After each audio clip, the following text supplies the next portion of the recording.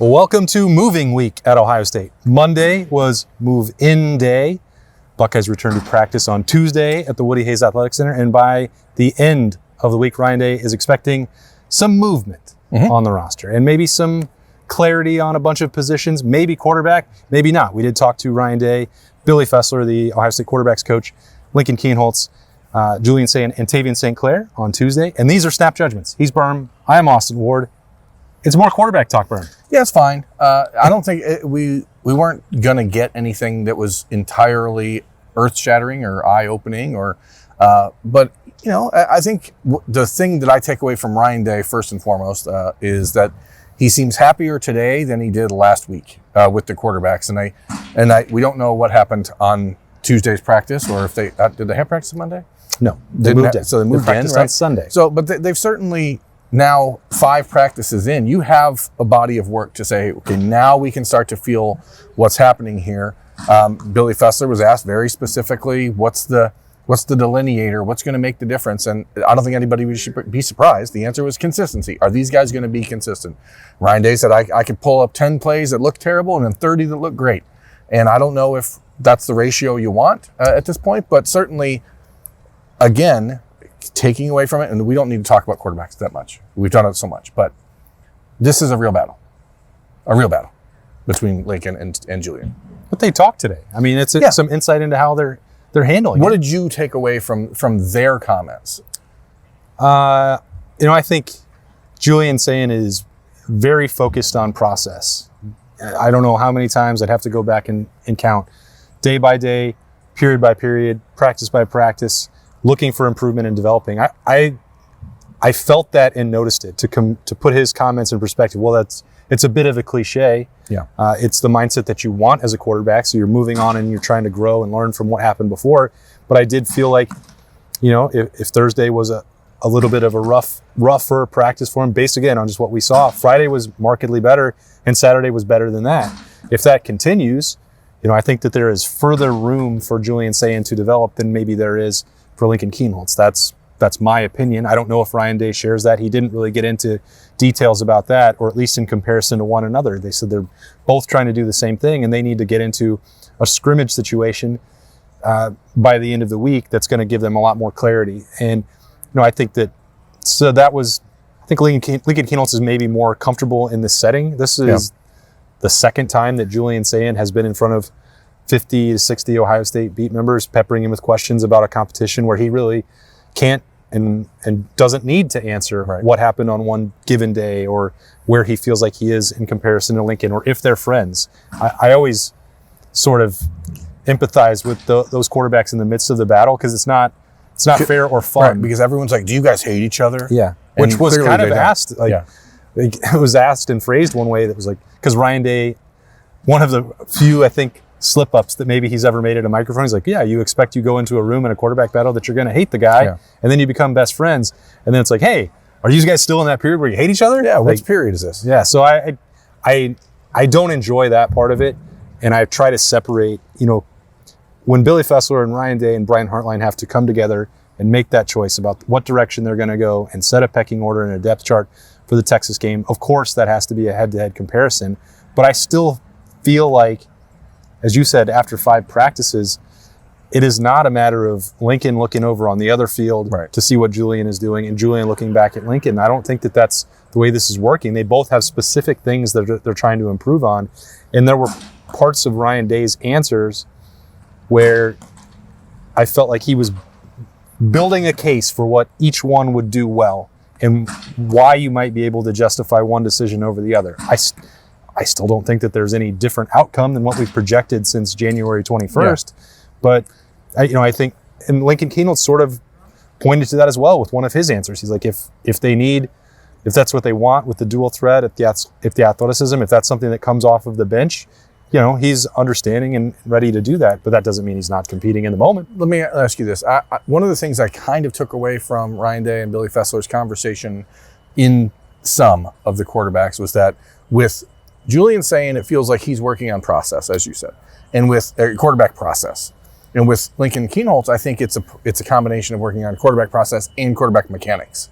And like, if you don't have to work on Julian Saint's mechanical part as much as you do Lincoln Keenholt's, well, then there's less work to be done. And therefore you figure he should have a leg up a little bit when it comes to the actual other part of playing the game, the actual playing the game. And so did you feel that there was that sort of discussion? Like Lincoln's, no one here is going to, no one's going to deny the fact that Lincoln, from a quarterback readiness perspective, was behind. Because he just never played. It was not what he did all the time. But now you start to see, like, this is what it looks like when he starts to put it all together. And Billy Fessler called it drastic improvement from the spring. And I completely agree with it. We've seen it, and we've joked about the slant king and all the like the timing, the rhythm of Lincoln Keenholt's throwing the ball is still a work in progress, because even on Saturday, I'll hear multiple times saying, he held on to that too long, that too long. But when he's in timing, when he gets it off, like, he looks like what a quarterback's supposed to look like now. I think it's the other part of the, difficulty, interesting, fascinating part of this battle. Because when we talk about the skill sets being different, I think that the leadership and vocal leadership part, more specifically, are very different for these guys as well. And, I don't mean that, again, I don't want there to be a controversy. I'm not trying to force there to be a controversy. I think they're different people. When Ryan Day, and he made a point of this, and I don't know that it's targeted specifically to Julian or just a simple statement of fact. Ryan Day finished up an answer about what you have to do to play the quarterback position, and he wrapped it up. He was done, and then he said, I'm going to add one more thing, which is that it is not just your ball placement, your accuracy, decision-making on the field. It is getting to the line of scrimmage, commanding a huddle, communicating with the rest of your team. And I think, given the time in the program, it seems like Lincoln Keenholt's that's where the experience factor plays into that. And I don't think that means that Lincoln has a leg up. I think it's a reminder to Julian Saint that it cannot be just about the mechanical stuff, because if it is about the basic fundamentals of playing quarterback, then there wouldn't have been a competition. Yeah. Like, Julian Saint is clearly better at that, like, unequivocally. I think it cannot be, if Julian Saint does become too focused on that process, and he talked about footwork and all those other things, like, that may be neglecting some of the rest. When you have brought up Will Howard repeatedly and how that might factor into Ryan Day's thinking, that's the part that, when you're looking at Julian Saint right now, I think Ohio State's saying, okay, you've got everything else. Let's bring this part along. And that's not as simple as just like going through a practice. Let's just say this week will be a big week for the quarterbacks. And did you get the sense, I got the sense from both Ryan Day and Billy Fessler, that they would really like to have a pretty good sense of this is over by Sunday? I think it's a goal. I don't know if it's realistic, to be honest. That's certainly the goal. I mean, is it realistic? We don't know. But it seemed like Ryan Day was acknowledging. I mean, not realistic from the perspective of Ryan Day has typically gone through a scrimmage, evaluated that scrimmage, and then gone through the second scrimmage. If you made improvement and you had a leader, then you validate that decision, and then that following week you name it. Like, maybe they will know on Monday. Yeah. I don't mean to sound that as like it can't happen. No. But that's not the way that it's normally worked. It just seemed like, more so than in the past, he seems to understand that this team specifically, because of the lack of experience, because of the lack of long-time leadership, they need to move quickly as a group together soon, I think. Like, they need to be able to have an idea of, like, this is the guy we got to rally behind, let's go. And I think that the sooner you get that, the better. Now, I don't think you just force it. If neither Julian nor Lincoln takes the job, then I don't think you force it. But it did seem like they were of the mindset that it'd be better for this group to have it settled. Yeah. But again, Ryan Day has never forced it before he was ready. Right. And Ryan Day doesn't normally force anything, which is why him making a public discussion today about Austin Birm playing left tackle, I think, is probably the most interesting thing that actually got discussed in the coach's press conference today. Yeah, and then immediately I think he realized, he's like, people are going to just run with this and assume, because what did he say? He said, secondary position. Because he was asked about Ethan Anianwa and then started talking about Austin Birm at left tackle. Yeah. And then said, he's working there. And then he went, oh, crap. And then backed it up and then said, well, but also said, wait, secondary position. But Ethan's playing inside and everyone's moving. So, like, now we've talked ad nauseum in the last couple months about this offensive line depth maybe being the best Ohio State's had in a decade. But Ryan Day on Tuesday morning seemed to be pretty comfortable saying, we've got 5. It's just where they play and who's 6. So who is actually 6? Yeah, he said the depth is great. Now we're trying to figure out, the top end. They figure out the starting lineup and the best configuration. And I would have thought, based on what we saw Thursday, Friday, and Saturday, that they had already settled on that. Yeah. Now, that's why you have a lot of practices and you get different information and new information. And that's why there's public practices and private practices in which the head coach then comes out and makes a comment that blows up everything that they tried to put forward in the public practice. Yeah, but especially because they had 3 days where they could have had Austin Birm take reps on the left tackle. I think that, to me, is more like, that's why I would put more stock in what we saw in the first 3 days and understanding that things can change and probably will change at some point. But, it wasn't as if Luke Montgomery was at left guard one day and right guard another. And that can happen this week. Maybe that will be the full jumble up. But we've also seen this in other camps where you start that way because that's sort of where you expect it to settle. And then you throw a different wrinkle out there. Tyler Bowen has talked about this in the limited chances we've had to talk to him. He is next Tuesday, I believe, in the Woody Hayes Athletic Center, where it's like, I think it's more like, all right, get in the spot where you're comfortable. This is where we think you're going to go. Now let's see that secondary position for a couple days, give you a little bit of adversity, give you something else to work on, and then you can take that back to your other position. Because I still, maybe I'll be wrong, I still don't think that this group is going to look any different than Ethan Onyanwa at left tackle, Luke Montgomery at left guard, Carson Hensman at center, Tegra Shabola at right guard, and Austin Birm at right tackle. Seems likely, but that was weird. It was a weird comment because Ryan Day was asked about Ethan Onyanwa and then went on a whole diatribe about how Austin Birm actually isn't shorter than their normal left tackles and he has the length and then he said, "Oh crap, you mean Ethan?" So it was weird. I'm just saying. We know that Ethan Onyanwa has the size. We've seen it. So it was a very peculiar. We can dissect that over the next week when we get to Tyler Bowen next Tuesday. But what else today?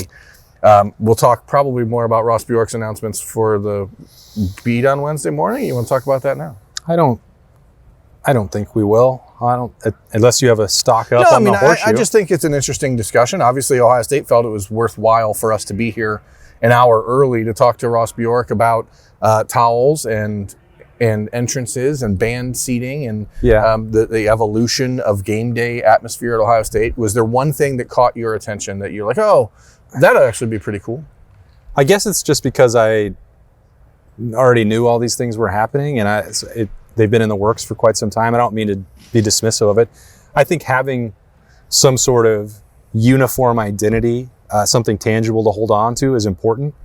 I wish that there was something you could invent that's not the exact same thing as the Pittsburgh Steelers use, just in a different color. Yeah, like I don't love it, but it's not like if you did a pom-pom, they say, well, you're just stealing that from Penn State. It's 2025. What is new, right? So I think the interesting thing here, and I know we have seen a lot of comments from people about Ross Bjork and his influence in year one. The fact is he definitely paid attention to what was happening on the road when Ohio State was going elsewhere.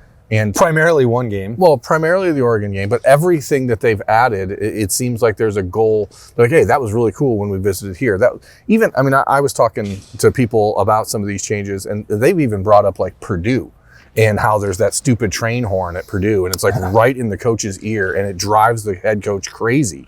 And so there's things you can do. Penn State and the stupid cat is another. The Ohio State said, okay, that works really cool there. That works really cool here. Let's bring it all back. And imitation is the sincerest form of flattery. And so cool. I think it'll be worthwhile to see how people respond to it. Ross Bjork, I know after he got done talking, was concerned that people would be upset about moving the timing of Hang On Sloopy. I don't think people care about the timing of Hang On Sloopy. Other than there will be some that do. And I think the PA guy is the only guy in the stadium who's like intimately aware of the fact that it's Hang On Sloopy time. Yeah. Well, it's the end of the third quarter. I mean, that's when it's been. And but I think because he had that conversation with you and I, where it's like if you're in a blowout game and you're playing Grambling and someone that was their first and only experience maybe in the horseshoe, it's they're going to be up by 60 points, and a lot of the fans won't be there for that. So if you need to play it at the end of the first quarter, or if you need to play it at the first television timeout, so that people get to experience it and remember it, like, so be it. I'm not so married to the fact that, and again, I'm not in the stands, and I didn't grow up going to the Horseshoe. So people that have strong opinions on that, I certainly understand and defer to you. I think it would be better to hear it played in the Horseshoe at any time rather than have it exclusively be at the end of the third quarter when it might not matter. When 30% of the crowd is walking out of the building at that point. So I think overall it's going to be a good change. I know the people that I spoke to today during Ross Bjork's press conferences, impromptu press conference, were excited. They think it's going to be a good change. And again, all I care about from my perspective is that Ohio State is seeing the trends and adapting to them. And they saw... they're trying. They saw the Tennessee game, right? They were there. They know how different the atmosphere was. Yes, some of that's because it was at night. Some of it's because it was in the playoff. Some of it's because the CFP forced Ohio State to neuter itself and not do as much of the in-game stuff. Either way, they learned. And so I'm hopeful on August 30th. Scarlet out the shoe is the August 30th date. I asked, does this mean you're wearing the all-scarlet uniforms? Like, no. Like, okay, what's the point of that? So black out the shoe against Penn State, not black uniforms. So just in case you're one of those people. Like, I just feel like, there's cool things that they're doing. Why do you need to have a blackout at noon? That's a great question. I mean, normally people who are blacked out at noon are in Penn State. Yeah. So yeah, that's a great point. I did think when you talk about timing, that's the first time that anybody at Ohio State's ever been like, you know what? We're doing too many things on the field with 3-minute scripts that people have to just sit on their hands and listen to. Shorten the scripts, move it off the field. If you're talking about flow of the game and staying in the moment, that's, I think, going to make a huge difference. It's one of the most subtle and briefest comments that they made about adjusting it. I think it's probably going to be one of the most meaningful, to be honest with you. It has to be. It completely shuts down any atmosphere in the stadium. Yeah, they've been bad at it for a very long time, ever since I started covering games here. So that's significant. And by the way, very significant for the actual on-field product for Ohio State is that Edric Houston will be back within 48 hours. Yeah. Most specific injury update of all time from Ryan Day. I love it. I hope we get more. I doubt we will. I assume that's just in line with the hyperextension, because at the time, once it was announced it wasn't a serious injury, the conversation was a week or so. And 48 hours from today would be a week. So, like, I think if today was a game day, let's just call it what it is. If today was Taco Tuesday at Ohio Stadium, and it was a game day, Edric Houston would have played today. Yeah, he is fine. They're not going to have Taco Tuesday. I want them to have Taco Tuesday at Ohio Stadium. Every Ohio State Buckeyes football game played on a Tuesday, you get free tacos. So you want them to play on Tuesday, or you just want to keep this gag going? I'm just going to... It's not even really a funny gag, so sorry about that, America. I really botched it. But there are other sports on campus that can play on Tuesdays. Anything else today? Tuesday in the Woody, quarterbacks, Billy Fess, Ryan Day. I thought, honestly, and I'm going to say this tonight, this is like a put it in your back pocket. Boy, oh boy, Tavian St. Clair is really, really polished when it comes to handling the media and talking to the media. Like, we didn't know if we were even going to talk to Tavian today, because Ohio State traditionally doesn't let the freshmen be involved, but when there's only 3 guys in the position group, I guess it makes sense. But yeah, if you sat those 3 down and you said, which of these guys is your starting quarterback, I'm telling you, there's a hefty percentage of people who would say Tavian St. Clair. The way that he handles the media, the way that he looks, the way that he is really, really good at it. But the most important thing, this is a kid who, perspective-wise, has completely understood, like, his life has changed. And this is not I'm going to walk into Ohio State, I'm going to be the starting quarterback anymore. Oh, yeah. It's like, holy moly, this takes a lot more work than anybody told me. If you put him in a lineup, physically, you'd say, yep, I'm going to take number 9 for my team. If you watched some of the throws on air, even as great as Julian Sayin is with the quick delivery and the accuracy and all the things that we always talk about, that velocity on Tavian St. Clair is something else. You might say, I think I kind of like number 9. And then if you listen to a press conference, you'd say, that guy seems the most comfortable in this setting as well. I think I'll take number 9 for that too. Yeah, it's really impressive. And again, I think the most important thing is perspective. Like, there are a lot of people who believe that Tavian St. Clair was going to walk into Ohio State and be a competitor for the starting job this year. He believed that back in January. he stopped believing it pretty in March, quickly. yeah. And now it's about resetting the expectations, recalibrating who you are, what you're judging yourself on. And Tavian seems to have really gotten a good grasp of what it's going to take. And so just put it in the pocket for next year. I don't know if we're doing a Wednesday Stonk Watch or not, but we are. I'm going to take Tavian St. Clair first and foremost. So I'm going to put you on alert. Little teaser for tomorrow's episode of The Beat. I'm all in on him as the quarterback of this program in the future, but certainly not this year. Well, so stick around. Wednesday morning on The Beat, Stonks are back because we'll be just 7 days in to training camp at Ohio State. It's moving quick, it's moving fast, and it's getting snappy. Moving quick and fast. Snappy around here. Snap Judgments on 10 TV Plus, 97.1 The Fan, and anywhere that you download podcasts and get the audio only feed. We appreciate however you watch or listen. He's Birm. I'm Austin. We'll talk to you later.